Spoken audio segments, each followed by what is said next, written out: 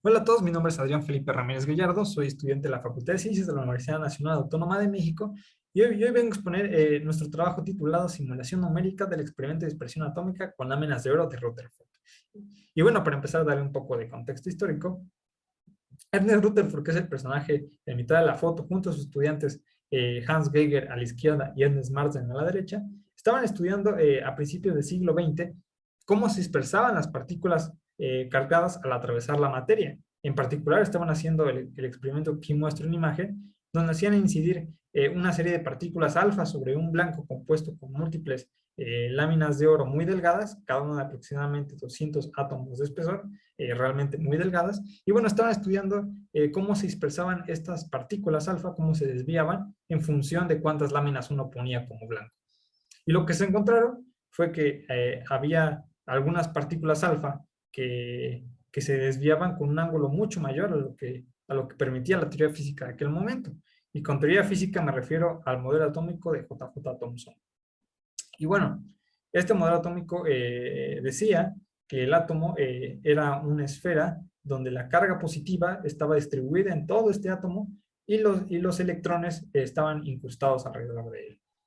Entonces, cuando uno hacía incidir partículas alfa, que son partículas cargadas positivamente a través de estos átomos, debido a que la carga positiva del átomo estaba distribuida, estaba diluida en todo este átomo, las fuerzas de repulsiones no eran suficientemente grandes para explicar los ángulos de desviación que estaba observando Rutherford en sus experimentos.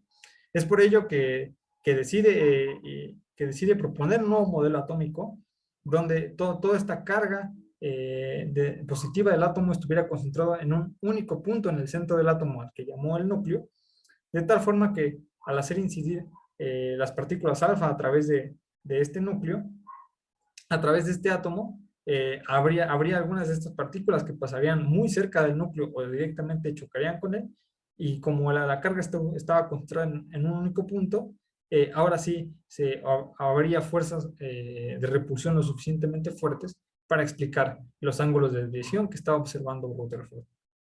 Y bueno, la idea de este trabajo es tomar la nueva idea bueno, nueva idea en ese momento de Rutherford del núcleo atómico y ponerla a prueba con métodos numéricos y de manera computacional eh, y comparar los resultados bueno, comparar los resultados de hacer este experimento computacionalmente con los resultados que obtuvo Geiger y Marsden en sus experimentos del siglo, a principios del siglo XX.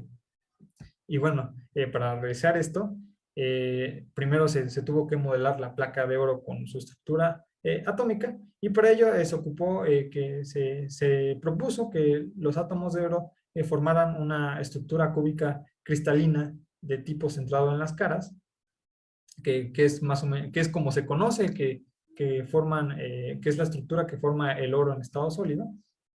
Y, y de esta manera la estructura de la placa quedaría más o menos como esta imagen. De tal manera que uno cuando computacionalmente, cuando decide incidir las partículas alfa sobre este modelo de placa, algunas partículas pasarían por la placa sin ningún tipo de desviación, ya que no se encontraban con ningún núcleo. Sin embargo, habría otras que pasarían muy cerca o directamente por el núcleo, y las fuerzas de repulsiones darían como resultado ángulos de desviación grandes, que son como los que estaba obteniendo Rutherford.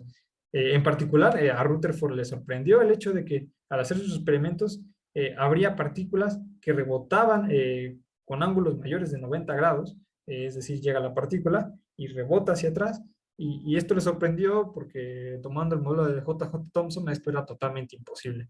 Entonces, uno de los objetivos de este experimento era obtener estas partículas rebotadas y también comparar los resultados del experimento computacional con el experimento que realizó Rutherford.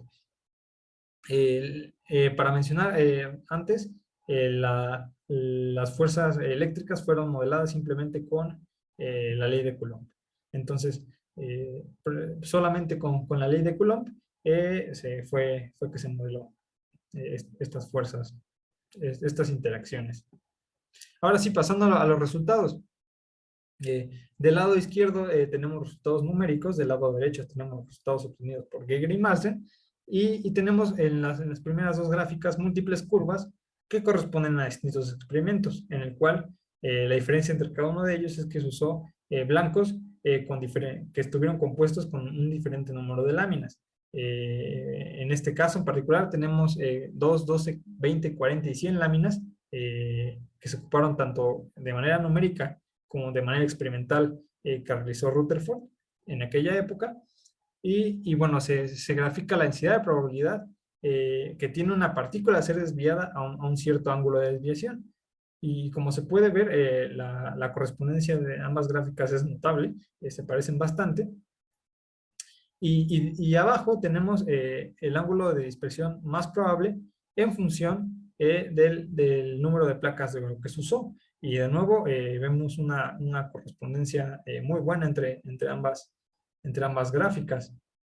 Y para mencionar rápidamente, el código está disponible en GitHub para quien quiera descargarlo, verlo, jugar con él.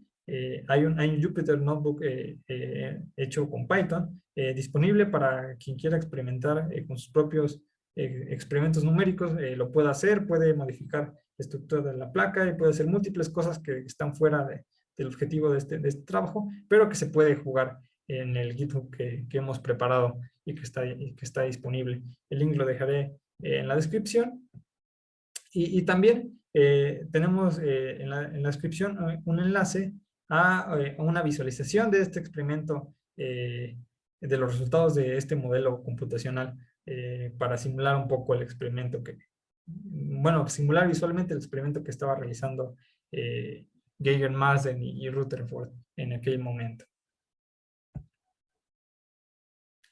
Y bueno, como conclusión, es notable la similitud de los resultados computacionales y los que realizó Geiger, y debido a la importancia histórica también de estos experimentos y lo interesante que es debido a esto, eh, proponemos ocupar este modelo atómico también debido a su simpleza, porque realmente solo está ocupando la ley de Coulomb, para explicar cómo se ocupan los modelos, los métodos numéricos en la física, o incluso hacer simulaciones didácticas de cómo es esta dispersión de las partículas de las partículas cargadas cuando pasan a través de la materia. Y bueno, ya para finalizar, eh, tenemos que los artículos originales de Geiger, Marsden y Rutherford que realizaron a principios del siglo XX están disponibles para que cualquiera pueda leerlos. Igual dejaremos los links en la descripción. Son lecturas definitivamente interesantes y bueno, para quien quiera, ahí estará. Ya para finalizar, ahora sí, la presentación, los dejo con la visualización. De todos modos, el link al video de esta visualización estará en la descripción. Y en esta, la placa de oro está representada por este cuadrado amarillo brillante. Las partículas alfa son estas bolitas rojas que se estarán moviendo en el video. El detector es representado por la esfera exterior que está alrededor de la placa. La placa está centrada en esta esfera. Y bueno, cuando la partícula alfa impacta contra la esfera, en la visualización se emite un pequeño centelleo azul. Esto es así ya que en los experimentos reales el detector que usó Rutherford era una cavidad donde en las paredes tenía una sustancia fosforescente, de manera que cuando una partícula alfa impactaba con una pared de esta cavidad se emitía también un centelleo, y a partir de contar estos centelleos fue que se realizó el experimento. Y bueno, ya no digo nada más, los dejo con la visualización, espero les guste, hasta luego.